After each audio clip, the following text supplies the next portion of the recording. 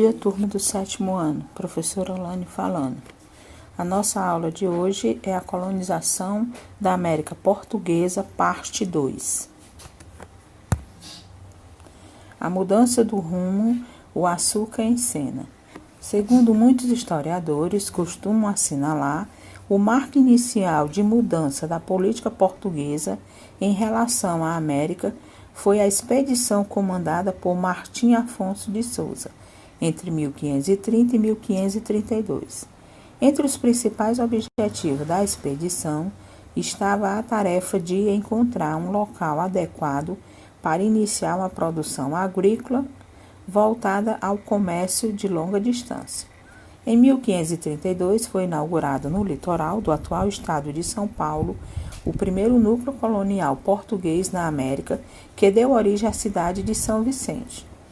Nesse lugar seria erguido o primeiro engenho para a produção de açúcar, testando a adaptação do clima ao solo local.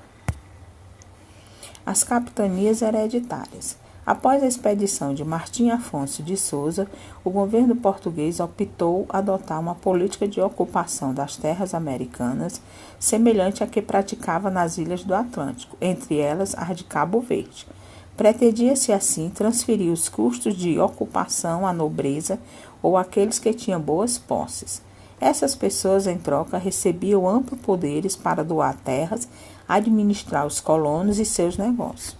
Esse sistema ficou conhecido como capitanias hereditárias, no qual a colônia portuguesa da América foi dividida em 15 parcelas, muitas delas se estendendo da área litorânea até o meridiano de Tordesilhas.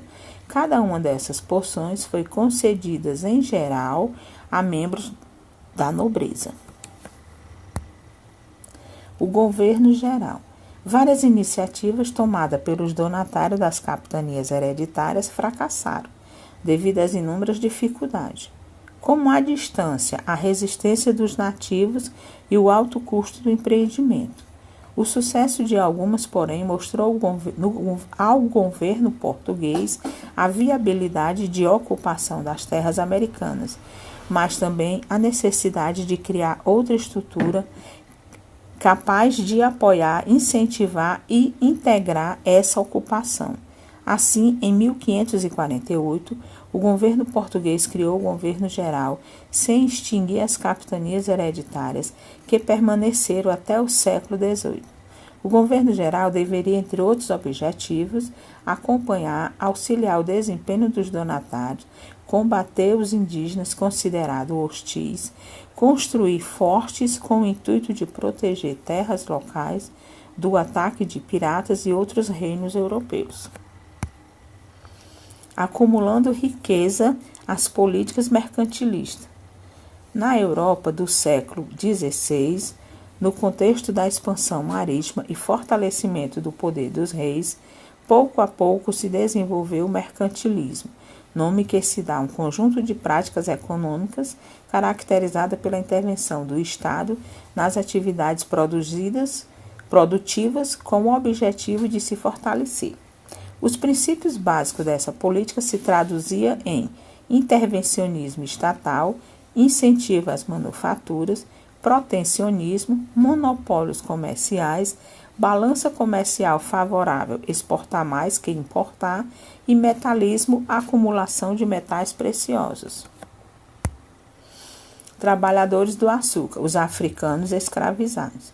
Os africanos trazidos para o atual território do Brasil como escravos apresentavam grande diversidade étnica e cultural.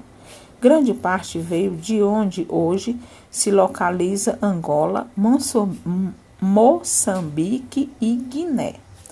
Na África, os traficantes obtinham os cativos por meio do escambo, oferecendo em troca mercadorias como cavalos, aguardente, tabaco e armas.